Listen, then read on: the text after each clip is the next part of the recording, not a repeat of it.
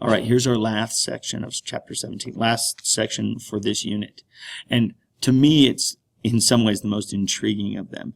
We're talking about how people perceive the risk when it comes to all of these things. So, comparative risk analysis is when we kind of determine what things are less good for you, less healthy, high-risk behaviors, high-risk health problems, high-risk ecological problems, versus medium and low risk. Okay, engaging those and determining which ones are or are not high risk for people. And so the greatest health risks come from these three things right here. Poverty, gender, and lifestyle choices typically create the greatest health risk for people. So most individuals evaluate their relative risk they face based on a couple things. The degree of control they have over top of things. They feel like they can do something about it. Fear of unknown usually results in people evaluating risk in certain ways. Whether people take the risk by choice or not. And whether the risk is catastrophic. Is it a big thing or a small thing? And then unfair distribution in the population. All of these things mess up people's ability to determine risk. And we as a society, as individuals, as humans, are not very good at determining how risky something is.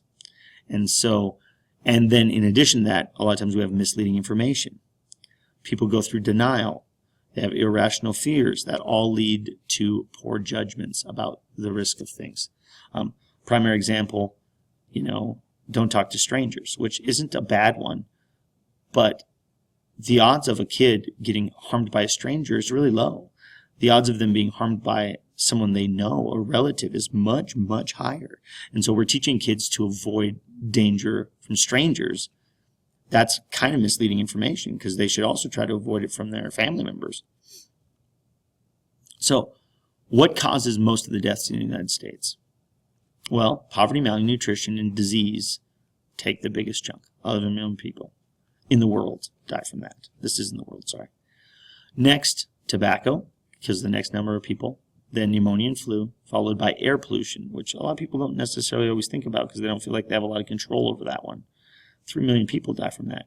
Then AIDS, then diarrhea, tuberculosis, automobile accidents, work-related injuries, malaria, hepatitis, and measles. Okay? So, this is interesting. The number of deaths per year in the world from various causes, the red number shows deaths terms in fully loaded 200 passenger jumbo jets. So 200 jumbo jets crashing every day, okay, is the 150 mark right there.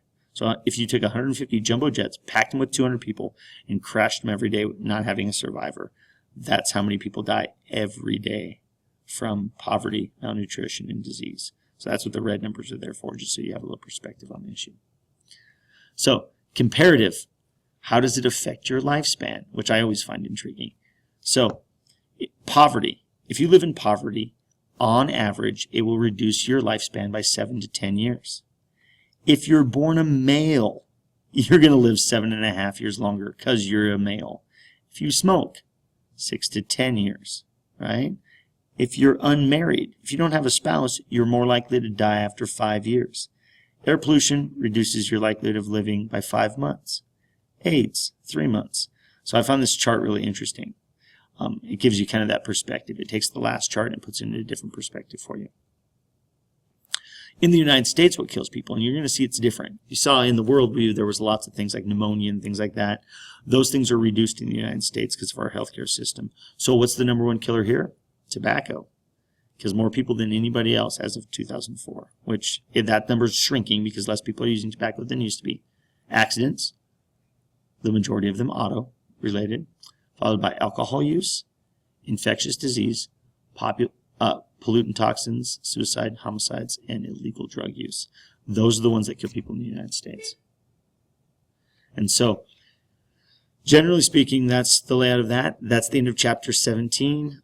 Peace and love.